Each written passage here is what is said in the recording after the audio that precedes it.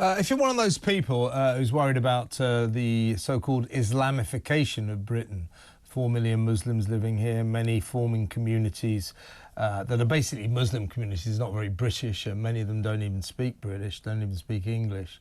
If you're worried about that, if you're one of those people who's worried about that, have a look at this. This happened today in the House of Commons. This is the Labour MP. He's a Muslim. Labour MP for Birmingham, Hall Green and Moseley. His name is Tahir Ali. He had a little exchange with the Prime Minister. Check this out.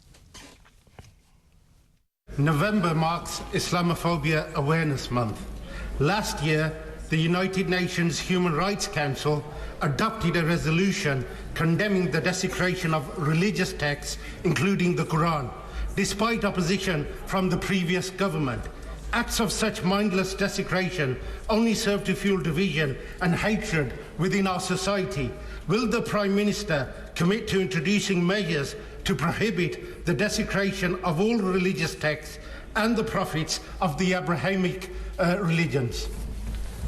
Well, can I agree with him that desecration is awful and I think should be condemned across the House? We are, as I said before, Mr. Speaker, committed to tackling all forms of hatred and division, including, of course, Islamophobia in all of its forms.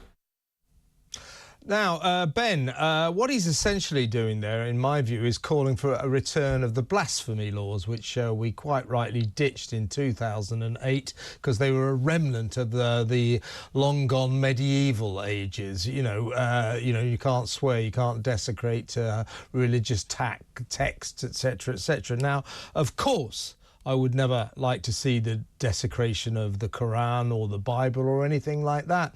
But I don't think we should have laws against it. I really don't. It's not modern. And I think this is what Tahir Ali was saying there is what worries people about the Muslim community in this country. Not all of them, of course, but there are extremists among them who want to kind of return to a sort of medieval religious culture, you know, where desecration and blasphemy is illegal, and frankly they want Sharia law back. I don't think that House of Commons time should be used on this nonsense, and I was pretty dismayed by the Prime Minister's response. Well, I completely agree with you. It was interesting to listen to the opening remarks of Ali, who first cited the fact, if it is a fact, I wasn't aware of it, that November is Islamophobia Awareness Month. And then he went on to talk about the desecration of Abrahamic texts and, the abuse of their prophets. But of course, what he was really talking about was Islam. And that is what the Prime Minister picked up on, Islam. He responded in terms of Islamophobia. And even though the blasphemy laws were only repealed in 2008, actually, it's been 100 years or more since we enforced the blasphemy laws. And the reason the blasphemy laws have to go is because the curtailing of free speech when debating any ideology, including religion, is a fundamental undermining of democracy. We've just had that discussion, in terms of the lockdowns and so on that we were talking about in the previous segment.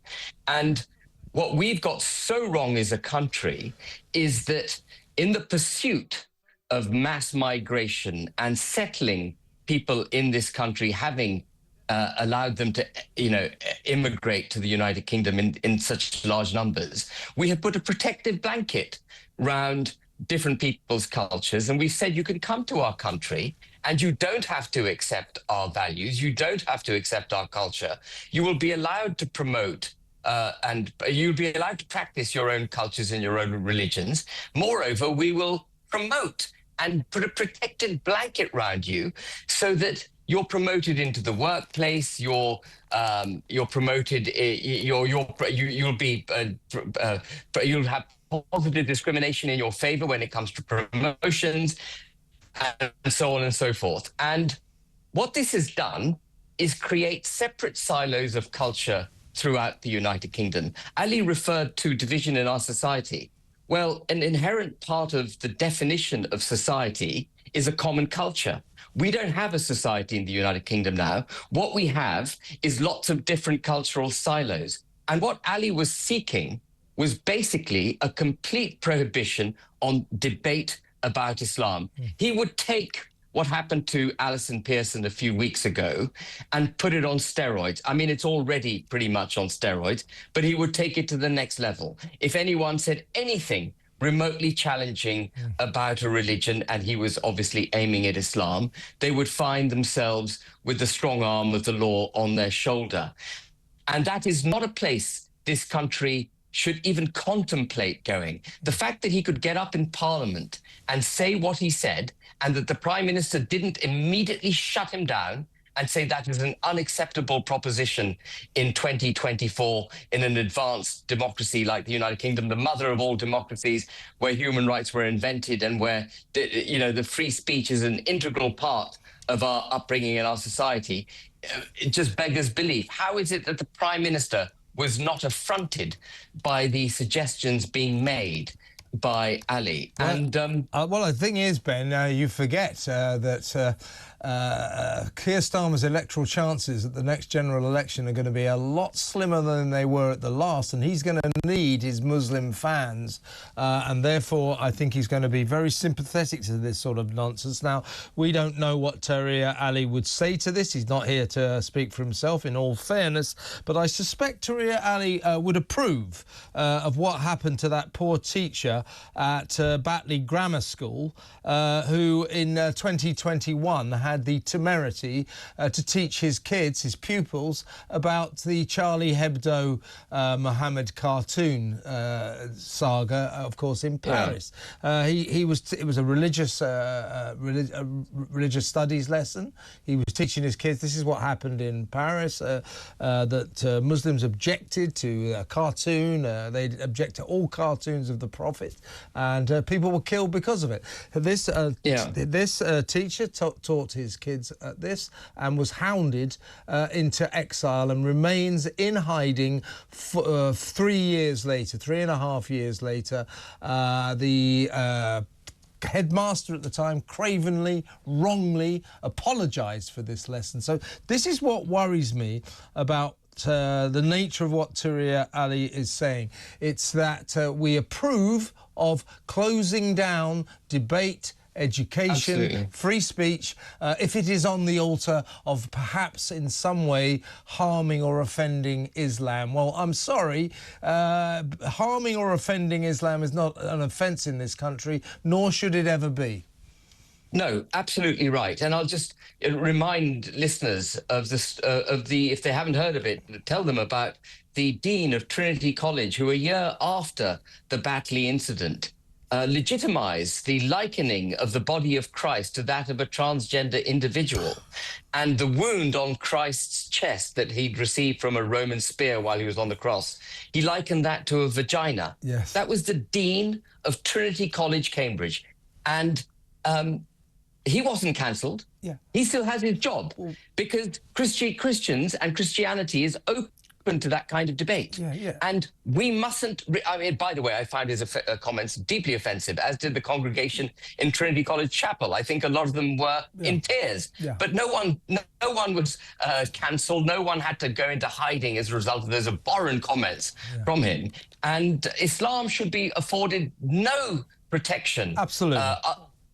Under the law. It should be open to challenge. It is not a race. This is not some kind of racism. It is an ideology. It's a set of beliefs. We challenge Christianity robustly, and so should Islam be challenged. I would go further, Kevin. I would say this is culturally a Christian country. If you come to this country, you have to accept the tenets of cultural Christianity. It's actually legally a Christian country. We have a state Christian religion. Absolutely. It's a constitutionally Christian country.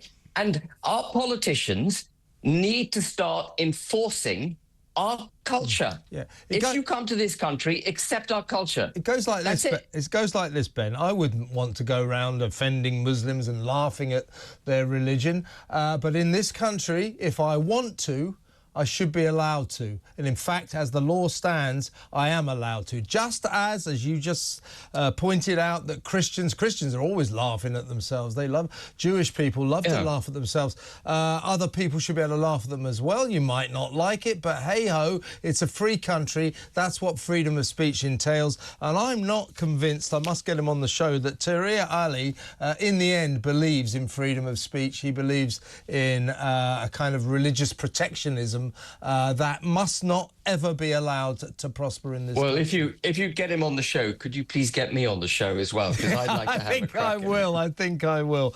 Ben, it has been, as always, fantastic to talk to you. Always a pleasure, mate. Thank you very much. Ben Habib, Reform UK, former deputy leader there. A man of wisdom, if you ask me.